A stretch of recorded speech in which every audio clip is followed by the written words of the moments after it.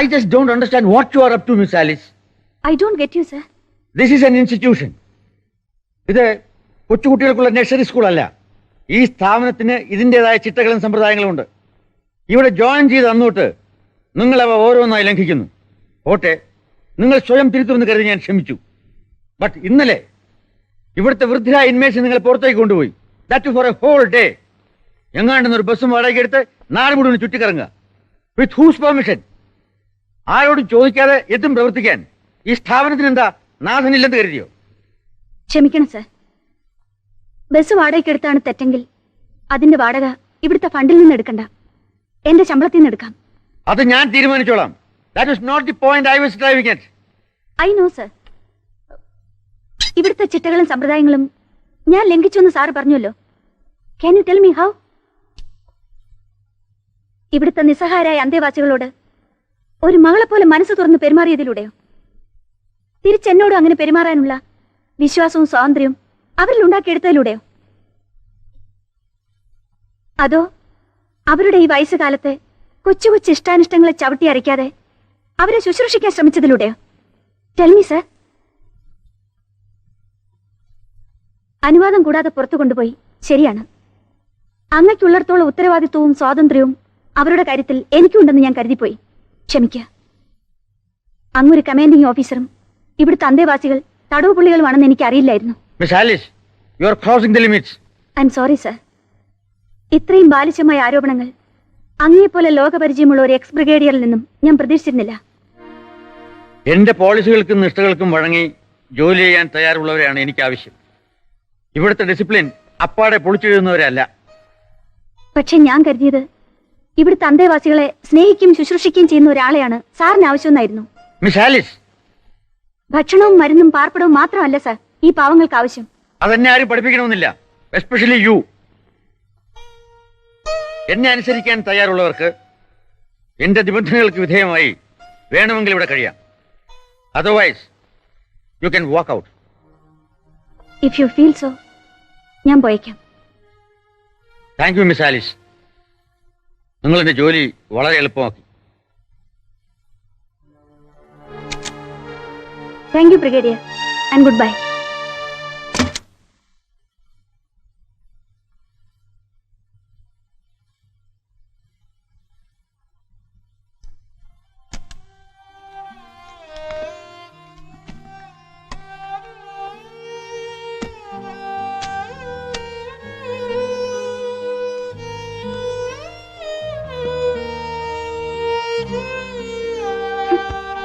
ഏത് നിമിഷത്തിലാണാവോ ഈ ജോലി മതിയെന്ന് തോന്നി ഇങ്ങോട്ട് വരാൻ തോന്നിയത്. വേണ്ടായിരുന്നു.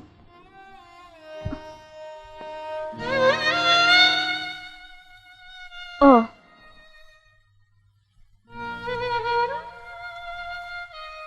വന്നതുകൊണ്ടല്ലേ നിങ്ങളുമായിട്ട് ഇങ്ങനെ അടുക്കാനും നിങ്ങളുടെ വിഷമങ്ങൾ മനസ്സിലാക്കി ഓരോന്ന് ചെയ്യാനും തോന്നിയത്.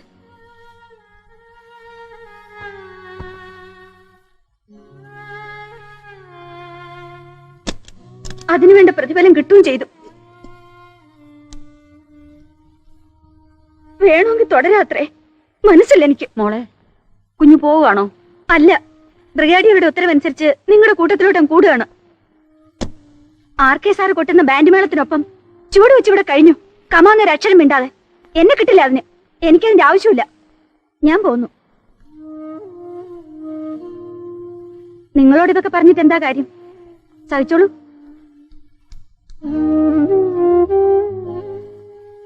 നമ്മളോട് ഇച്ചിരി അടുപ്പം തോന്നി കുറച്ച് സ്വാതന്ത്ര്യമായിട്ട് പെരുമാറിയതിനാ ഈ കുഞ്ഞിനെ പറഞ്ഞു വിടുന്നത്. മനസ്സ് തുറന്നൊന്ന് സന്തോഷിച്ചു തുടങ്ങിയത് ആ കൊച്ചു വന്നതിന് ശേഷമാ. കൂട്ടരെ, നമുക്കിത് അനുവദിക്കാൻ പാടില്ല. ആലിസ് കുഞ്ഞിനെ തിരിച്ചടിപ്പിക്കണം. അല്ല, അത് നമ്മൾ വിചാരിച്ചാ മതിയോ? അതെ, ഇത് ഇങ്ങനെ വിട്ടാൽ ശരിയാവൂല. കുമാരി ആലീസ് RK സാറിനോട് പ്രസ്താവിച്ച കാര്യങ്ങൾ നമ്മുടെ കൂടെ വികാരമാണെന്നും അവരെ പിരിച്ചുവിട്ടതിൽ നമുക്ക് ശക്തിയായ പ്രതിഷേധമുണ്ടെന്നും ഉടൻ അറിയിക്കണം. അറിയിക്കണമെന്ന് വരാന്തേനെ മുറിക്കാത്ത വരുന്നു പറഞ്ഞാ മതിയോ? വരാ, അദ്ദേഹത്തിന് മുഖത്ത് നോക്കി പൊട്ടി തുറന്നു പറയണം. അല്ല, ഈ പറയണം എന്ന് പറയുമ്പോ പറയണമെന്ന് തന്നെ താൻ തന്നെ ഞങ്ങൾക്ക് എല്ലാവർക്കും വേണ്ടി ഈ കാര്യങ്ങളെല്ലാം ചെന്ന് RK സാറിനോട് പറയണം. ഞാനും അതെ അതെ, അത് താൻ തന്നെ പറയണം. അത് ഇപ്പൊ തന്നെ വേണേണ്ട. ഞാൻ പറയാം, എനിക്കാരും ഒരു പേടിയില്ല. അത് കൊള്ളാം.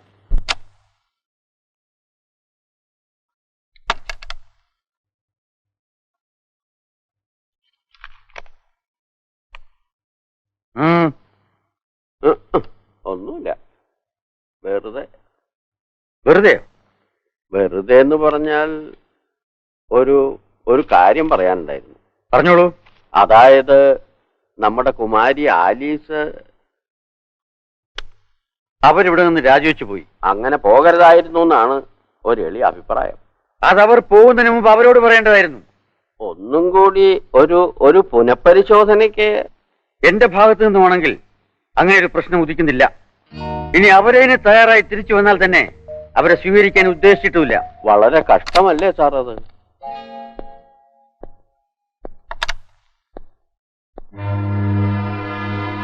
ഓഹോ, കൂട്ടനിവേദനമാണല്ലേ?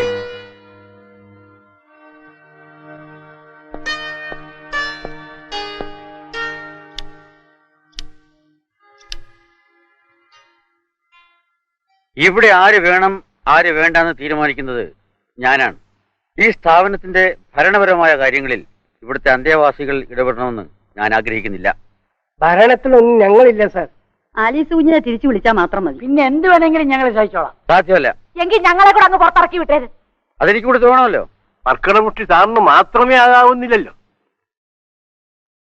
ലോകത്തിനും ദൈവത്തിനും വേണ്ടാത്ത തെണ്ടികളാണ് സാർ ഞങ്ങൾ. ഗതികെട്ടാണ് ഇവിടെ വന്ന് അടിഞ്ഞതും, സമ്മതിച്ചു. പക്ഷെ ഞങ്ങൾ മനുഷ്യരാണ് സാർ. ഞങ്ങളുടെ ഈ ഒരു കൊച്ചാവശ്യത്തിന് പോലും ഒരു വിലയുമില്ലെങ്കിൽ വേണ്ട സാർ, വേണ്ട. ഇരിക്കണ ഇവിടെ എല്ലാരും ഇരിക്കണെന്ന്. അങ്ങനെ ഇങ്ങനെ ജീവിക്കുന്നതിൽ ഭേദം ചാവുന്നതാണ്.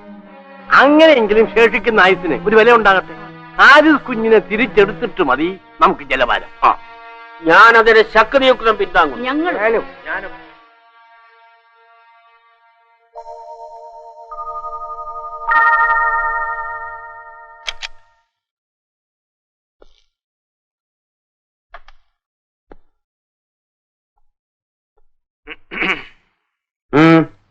സാർ, രാവിലത്തെ ബ്രേക്ക്ഫാസ്റ്റും ഉച്ചയ്ക്ക് ലഞ്ചും ആരും കഴിച്ചിട്ടില്ല. വേണ്ട. രാവിലെ വൈറ്റമിൻ ടാബ്ലറ്റ്സ് പോലും വേണ്ടെങ്കിൽ ആരും കഴിക്കണ്ട. സാർ, 60നും 75നും ഇടയ്ക്ക് പ്രായമുള്ളവരാണ് അധികവും. മരുന്നും ഭക്ഷണവും കഴിക്കാതെ ആർക്കെങ്കിലും എന്തെങ്കിലും സംഭവിച്ചു പോയാൽ we are answerable. Get out! Yes, sir.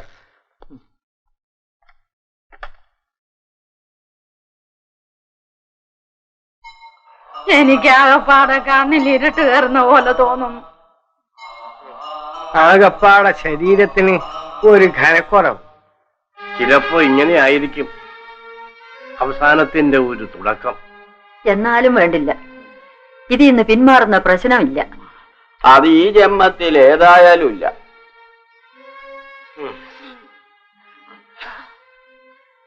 കാല് വേദനിച്ചിട്ട് വയ്യ.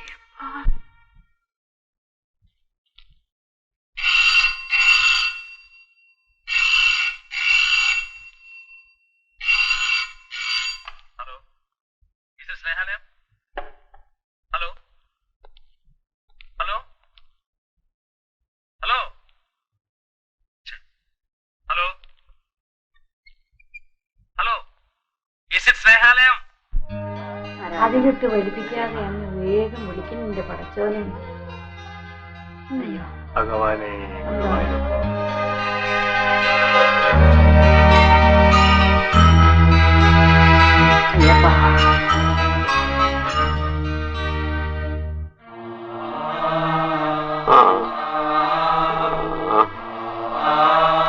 കൊലക്കുറ്റത്തിന് നമ്മൾ ഉത്തരം പറയേണ്ടി വരും, ഉറപ്പാ.